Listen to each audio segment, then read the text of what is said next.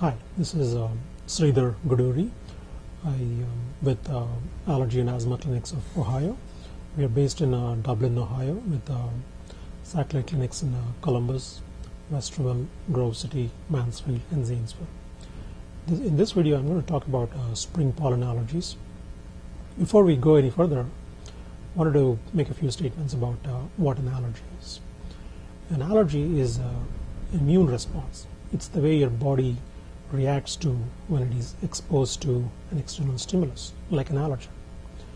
In layman terms, the allergies are also called as hay fever, but this is a misnomer. First of all, it's not because of hay, and second, usually you don't see fever with an allergic reaction. So how does an allergy occur? There are two factors.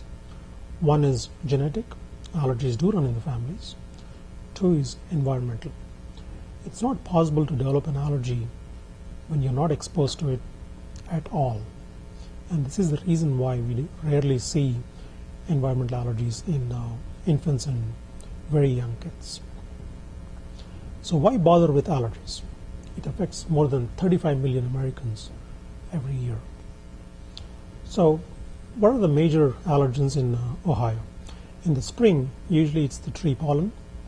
Late spring to early summer is grasses, and ragweed is a major allergen in late summer and fall. What kind of symptoms do you have with allergies? The typical symptoms include runny nose, sneezing, stuffy nose, itchy and watery eyes, but you can also see atypical symptoms like decreased quality of life, fatigue, and insomnia with allergies. What happens in an allergic reaction? First of all, you obviously need a patient who has a sensitivity to the allergy. And when I say the patient, what I mean is they need to have that sensitive target, either the eyes, nose, lungs, or even the skin. Second of all, you need the specific antibody called IgE to the specific allergen. And lastly, you need the allergen itself. And in this case, it's going to be the tree pollen in the spring in central Ohio.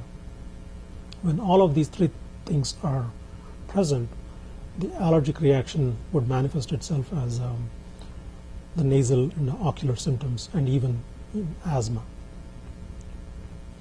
So what are tree pollen? These are cells that are needed to fertilize the trees.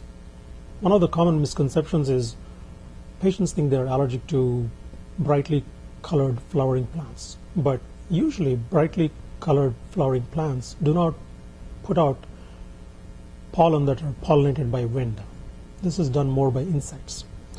So most of the patients are allergic to plants which do not put out brightly colored flowers. Usually it's the plants that put out light, dry, and wind pollinated pollen that patients are allergic to. This is the reason why patients have more symptoms on dry, windy, and hot days, and less symptoms on rainy and cloudy days. So, what are the treatment options for allergies? There are three things to consider. One is environmental factors, two is medications, and three is allergy shots.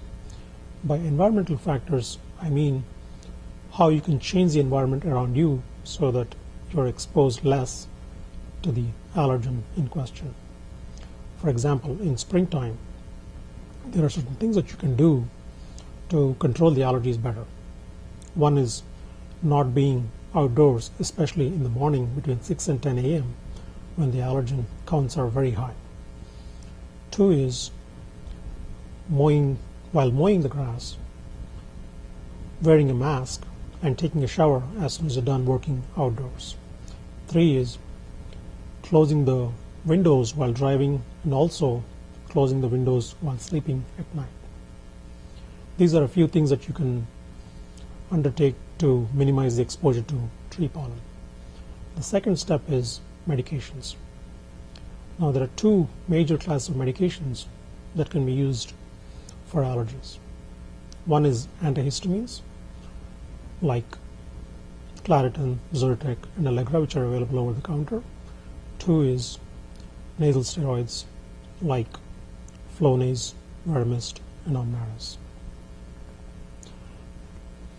One of the most important things with starting the medications is they work much better if they are started before the symptoms appear, which means we need to use them on a preventive basis, especially for patients with severe symptoms and whose symptoms last for more than a few weeks.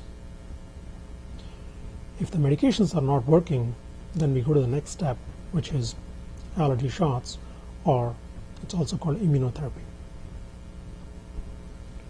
Now, what are allergy shots? Allergy shots, also called immunotherapy, is a method of treatment where the patient is administered increasing doses of the allergen in question so that their body develops an immune response and therefore immunity. Now, when you think of it, it doesn't make sense. Why should someone get an allergen that they're allergic to? Think of it like a vaccine. When kids are vaccinated against viral and bacterial diseases, sometimes they get live vaccines. That means the live vaccine is going to stimulate the immune system so that they mount an immune response when they are exposed to the same virus in the future. This is the same principle behind the allergy shots, and therefore that's the reason why they are sometimes called allergy vaccines.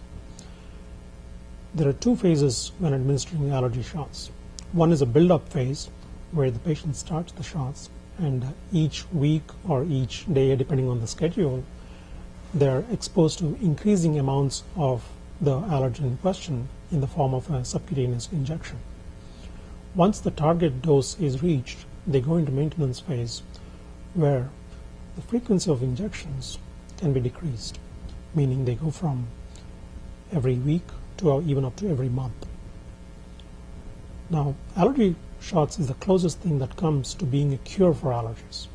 All the medications do is control the symptoms, but they do not do anything to the underlying cause of allergies. But the allergy shots address the underlying cause of the allergic reaction. They drive the immune response from an allergy pathway to a non-allergy pathway. The downside with allergy shots is, one is reactions. They can be local or they can be systemic. Number two is the time commitment. As you can imagine, it starts off with one to a few times a week and goes up to once every 4 weeks. The whole time period would be up to 3 to 5 years to finish the whole schedule of the allergy shots. There are different schedules with allergy shots.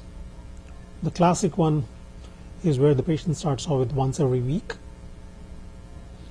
and go up to every 4 weeks once they reach the maintenance phase.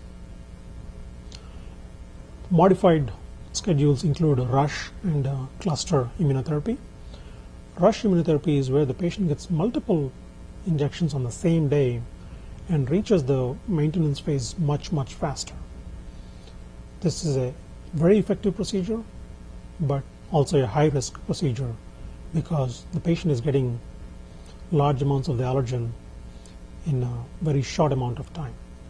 Cluster immunotherapy is where the patient is getting few injections a week so that the build-up phase is much shorter and the maintenance dose is reached much faster than the regular schedule. So which patients are good for allergy shots? First, if the traditional medications are not working, allergy shots is definitely an option. Second, if the symptoms last for more than a few weeks a year, then one should consider allergy shots. Third, if there are other comorbid conditions like chronic sinusitis and asthma, allergy shots should also be considered. And fourth, if the patient wishes not to take medications for a prolonged amount of time during the year, then allergy shots would be a very good option. Now, one has to remember that allergy shots is not a benign procedure. It's a procedure involved with risks, especially the systemic reactions. Remember, as I said before, you're getting something that you're allergic to.